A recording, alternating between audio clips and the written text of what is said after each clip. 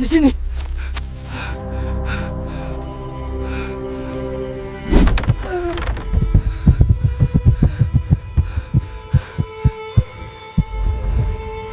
Sekarang kamu tak bisa kembali.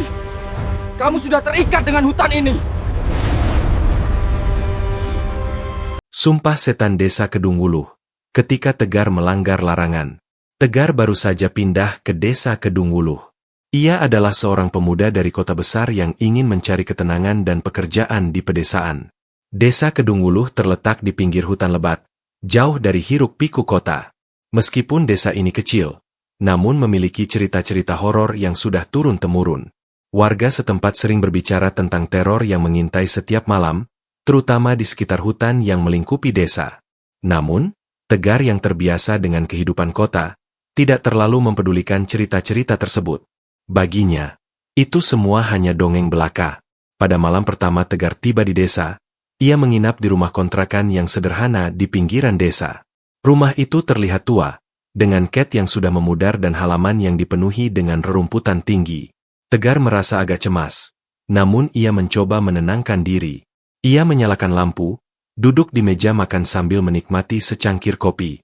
Suasana malam yang tenang hanya dihiasi suara angin yang berhembus pelan. Namun, tiba-tiba, Tegar mendengar suara langkah kaki yang pelan di luar rumah. Pasti hanya suara binatang, pikir Tegar dalam hati. Namun, langkah itu terdengar semakin jelas. Ia berdiri dan berjalan menuju pintu depan, membuka sedikit tirai jendela, dan mencoba melihat keluar. Namun, tidak ada apa-apa. Hanya gelap gulita. Tegar kembali duduk dan mencoba melupakan kejadian aneh itu. Tapi hatinya terasa gelisah. Seperti ada sesuatu yang mengawasinya. Malam itu, Tegar tidak bisa tidur dengan nyenyak. Setiap kali matanya terpejam, ia merasa ada bayangan-bayangan yang bergerak di sekelilingnya. Suara jangkrik yang biasa terdengar, kini tiba-tiba berhenti. Keheningan yang menyesakan menggantikan suara-suara malam yang biasa. Tegar berusaha untuk tidur, namun ketakutan itu terus mengganggunya. Akhirnya, ia tertidur dengan pikiran yang masih terjaga. Esok harinya, Tegar bertemu dengan beberapa penduduk desa. Mereka menyambutnya dengan ramah, namun wajah mereka terlihat cemas ketika mereka mendengar bahwa Tegar baru saja pindah ke desa ini. Tegar, ada baiknya kamu tahu satu hal, kata Pak Surya, seorang petani tua yang tinggal tidak jauh dari rumah kontrakan Tegar. Di desa ini, ada hutan yang terlarang. Tak seorang pun boleh masuk ke sana setelah matahari terbenam. Tegar mengernyitkan dahi. Kenapa? Apa yang ada di hutan itu? Tanyanya, penasaran. Pak Surya menatapnya dengan serius. Hutan itu dipenuhi dengan roh-roh yang tidak tenang. Orang-orang desa sudah lama melarang siapapun untuk masuk ke sana setelah gelap, karena banyak yang hilang tanpa jejak. Tapi itu hanya cerita lama, bukan? Jawab Tegar, sedikit tidak percaya. Mungkin hanya mitos. Pak Surya menggelengkan kepala. Mungkin kamu tidak percaya sekarang, Tegar. Tapi aku harap kamu tidak akan melanggar larangan itu. Tegar tersenyum dan berjanji untuk tidak pergi ke hutan terlarang itu. Namun, dalam hatinya, ia merasa bahwa semua cerita itu hanyalah omong kosong belaka. Ia merasa tidak ada yang bisa menghalanginya untuk pergi kemanapun ia mau.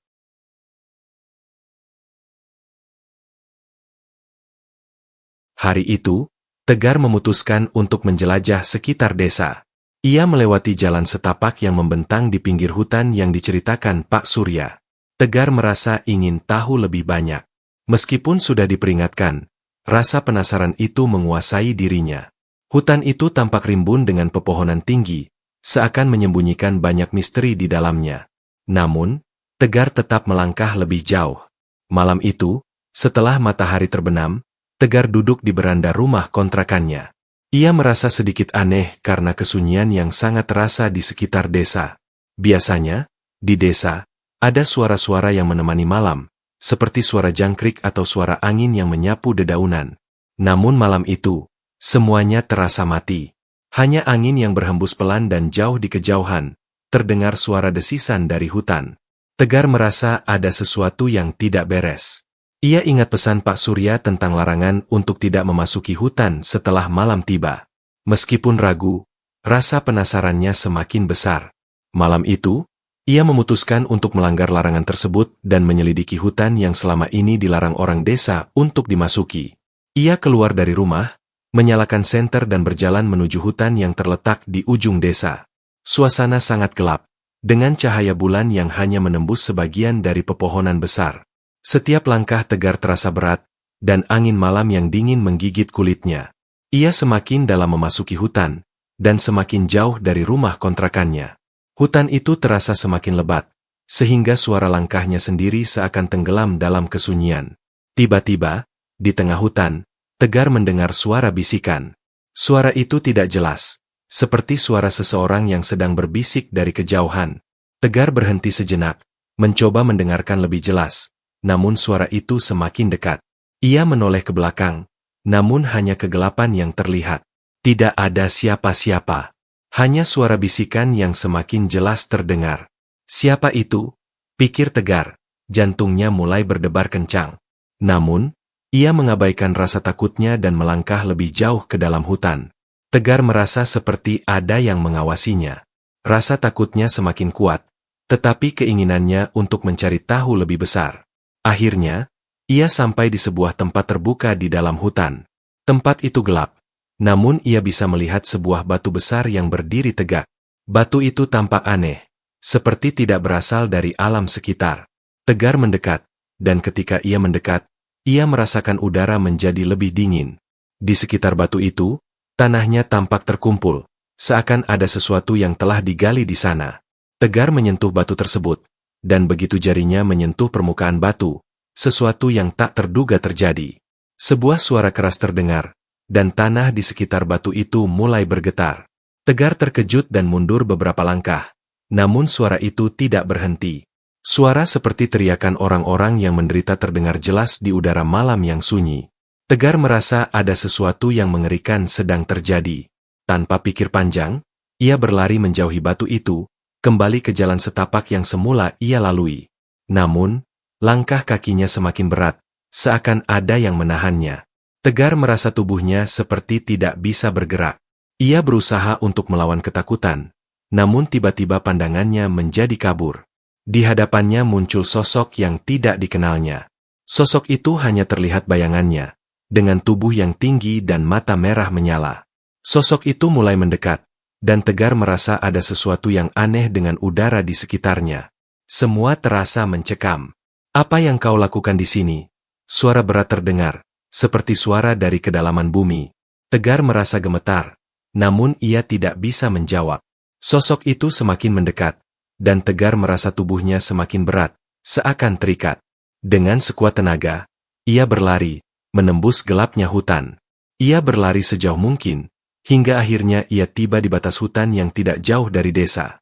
Ketika Tegar akhirnya sampai di rumah, napasnya terengah-engah. Ia merasa kelelahan dan bingung. Apa yang baru saja terjadi? Sosok apakah itu yang ia lihat? Apakah itu arwah yang mengintai desa? Tegar duduk di rumahnya, merenung. Setiap detik terasa semakin menekan, dan ia tahu bahwa ia telah melanggar suatu batas yang seharusnya tidak ia sentuh. Ketika ia menoleh keluar jendela, ia melihat bayangan sosok tersebut berdiri di ujung hutan, menatapnya dengan mata merah yang tajam. Dan malam itu, ketakutan Tegar baru saja dimulai.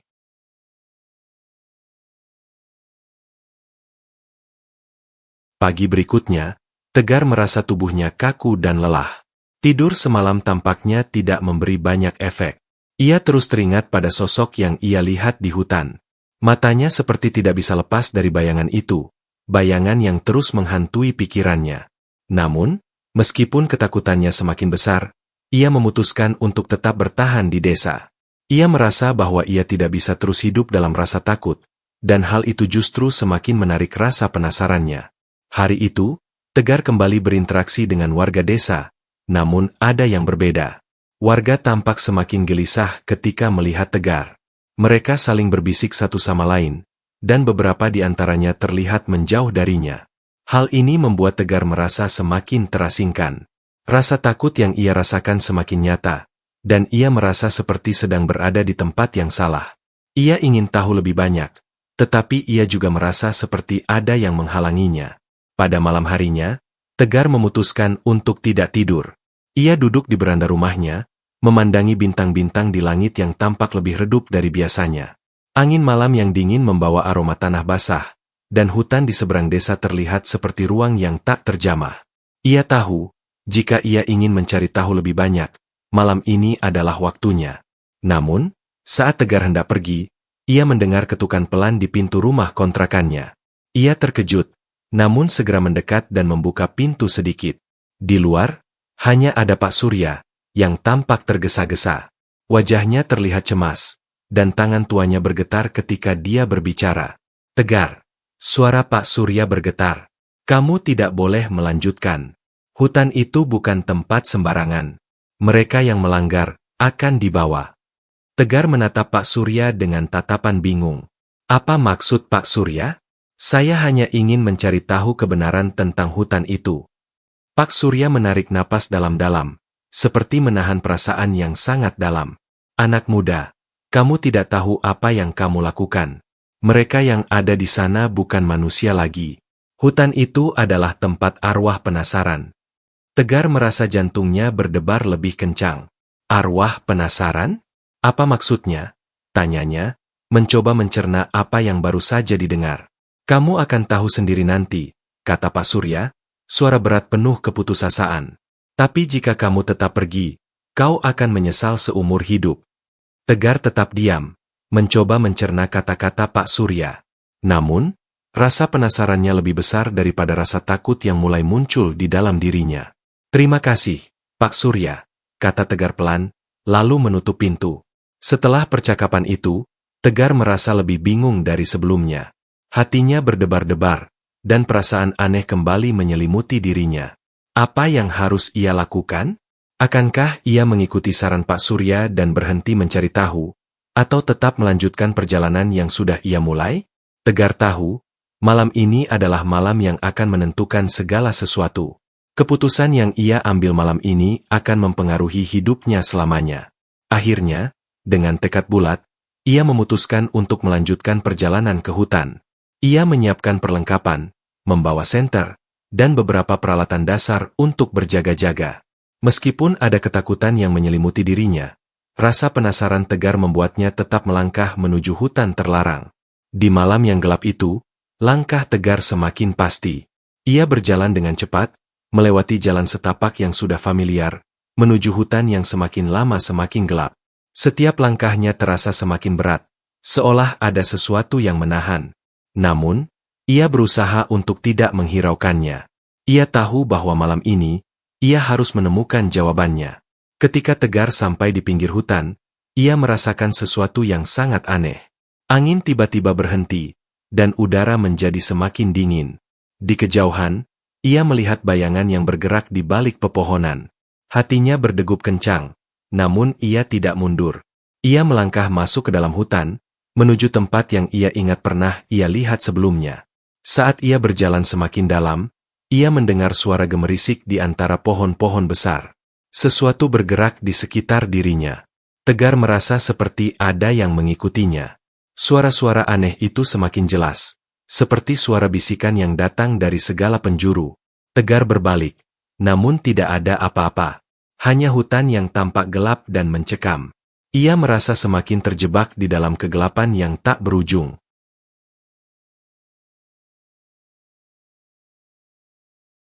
Suasana hutan semakin mencekam. Tegar merasa seolah-olah dunia di sekitarnya berubah menjadi lebih gelap, lebih berat. Suara langkah kaki yang datang dari belakang semakin mendekat. Namun ketika ia menoleh, tidak ada siapa-siapa. Tegar merasa seperti dikelilingi oleh sesuatu yang tak tampak, sesuatu yang lebih besar dari ketakutannya. Setiap langkahnya semakin berat, dan hatinya semakin diliputi kecemasan. "Ada apa ini?" pikir Tegar, berusaha menenangkan dirinya sendiri. "Mungkin aku hanya lelah. Mungkin hanya hayalan." Namun, suara langkah itu terus terdengar, semakin jelas di telinganya. Ia berlari semakin cepat, tetapi suara itu tetap mengikuti, seolah-olah mengejarnya. Semakin lama, Tegar merasa semakin panik. Angin yang tadi sempat berhenti kini kembali berhembus kencang, membuat dedaunan bergoyang dan menambah rasa takut dalam dirinya. Namun, ketakutannya mulai memudar ketika ia tiba di sebuah clearing di tengah hutan. Tempat itu tampak seperti sebuah lapangan terbuka, dengan tanah yang basah dan rumput liar yang tumbuh di sekitarnya. Di tengah clearing tersebut, ia melihat sebuah batu besar yang menjulang tinggi. Batu itu tampak aneh, seperti sesuatu yang bukan berasal dari hutan ini. Sebuah ukiran aneh terukir pada permukaan batu, namun Tegar tidak bisa mengenali bentuknya. Pandangannya mulai kabur, dan perasaan aneh semakin menguasai dirinya. Seolah-olah ada sesuatu yang memanggilnya, sesuatu yang berasal dari dalam batu itu. Tegar mendekatkan diri ke batu tersebut, dan saat jarinya menyentuh permukaan batu yang dingin itu, tiba-tiba langit di atasnya menggelap. Angin berhenti sesaat, dan sebuah suara parau terdengar menggelegar di sekitar hutan. Suara itu terdengar seperti teriakan, namun tidak ada suara manusia di sekitar. Tegar terkejut, tubuhnya membeku di tempat. Suara itu seakan datang dari dalam tanah, merasuk ke dalam tubuhnya, membuatnya merasa seolah terperangkap di tempat yang sangat gelap. Apa ini? Pikir Tegar, tubuhnya gemetar. Siapa yang sedang berbicara? Tiba-tiba, sosok itu muncul di hadapannya. Sosok tinggi, gelap, dengan mata merah menyala yang menatap tajam ke arah Tegar.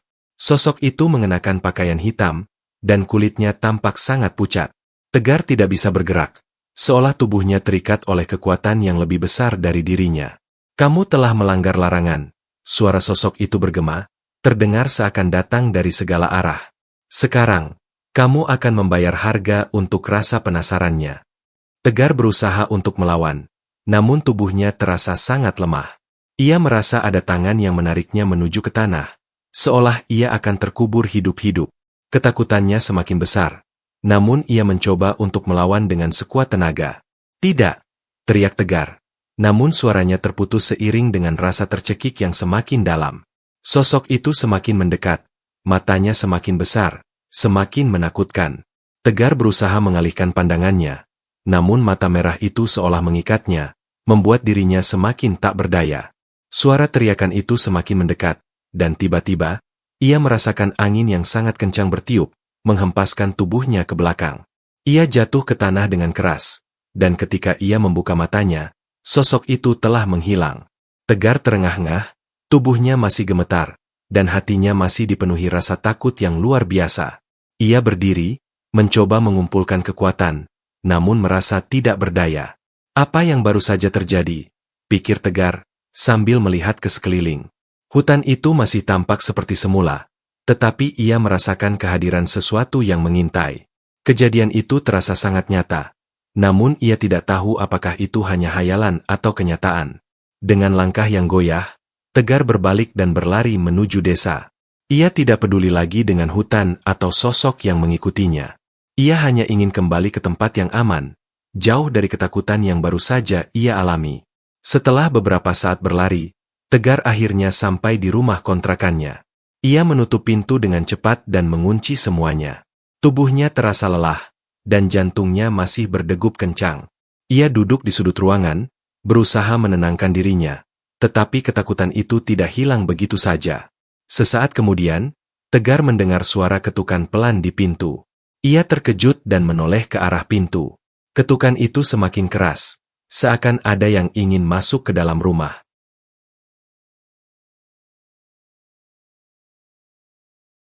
Tegar merasa ketakutan yang luar biasa ketika mendengar suara ketukan itu. Setiap ketukan terasa semakin keras dan semakin menekan jiwanya. Ia tidak tahu apakah itu hanya imajinasi atau apakah sosok yang mengikutinya benar-benar ada. Dengan ragu, ia melangkah ke pintu, membuka sedikit celah untuk melihat siapa yang ada di luar. Namun, tidak ada siapa-siapa. Hanya kegelapan yang menyelimuti halaman rumahnya. Tegar menutup pintu dengan cepat dan mengunci semuanya lagi. Tubuhnya gemetar, dan rasa takut itu semakin menguasai dirinya. Ia merasa ada sesuatu yang tidak beres. Tiba-tiba, ia mendengar suara tawa pelan yang datang dari kejauhan, tawa yang sangat familiar, tawa yang mengerikan. Itu adalah suara yang pernah ia dengar malam sebelumnya, suara yang datang dari hutan yang ia masuki. Tegar merasa ada yang mengintainya. Rasa takut itu kini menjadi nyata, seolah seluruh dunia di sekelilingnya berubah menjadi gelap.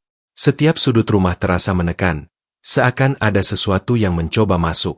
Ia merasa tubuhnya semakin lelah, jiwanya semakin terkekang. Suara tawa itu semakin dekat, dan sesekali ia mendengar langkah kaki di luar rumah, seperti sosok yang sedang mengintip.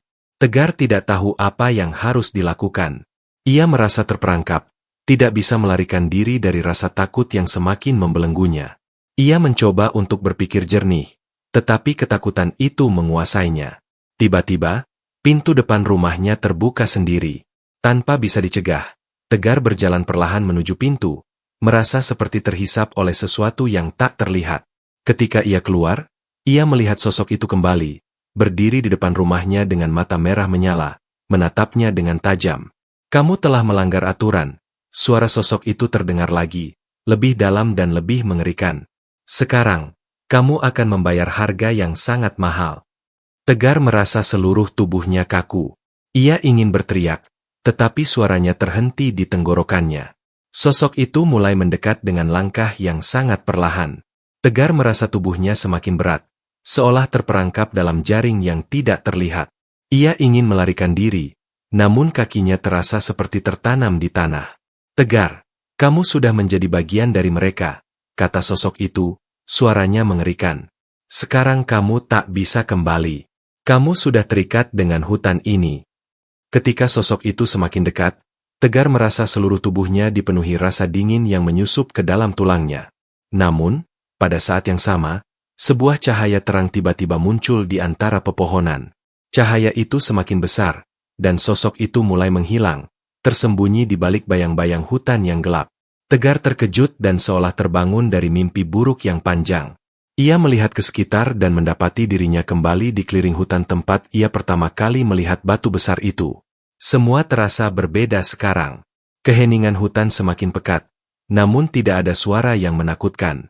Sosok itu hilang, seakan ia hanya bagian dari hayalan. Namun, rasa takut yang Tegar rasakan belum hilang sepenuhnya. Dengan perlahan, Tegar berjalan kembali menuju desa, namun kali ini ia merasa seperti ada yang mengikutinya. Ketika ia menoleh ke belakang, sosok itu tidak tampak, namun bayangan gelap itu terus mengikutinya. Tegar tahu bahwa ia tidak akan pernah bisa lepas dari kegelapan yang telah ia lepaskan ke dalam hidupnya. Desa Kedung Wuluh akan selalu terhubung dengan dirinya, seperti kutukan yang tak bisa dihindari.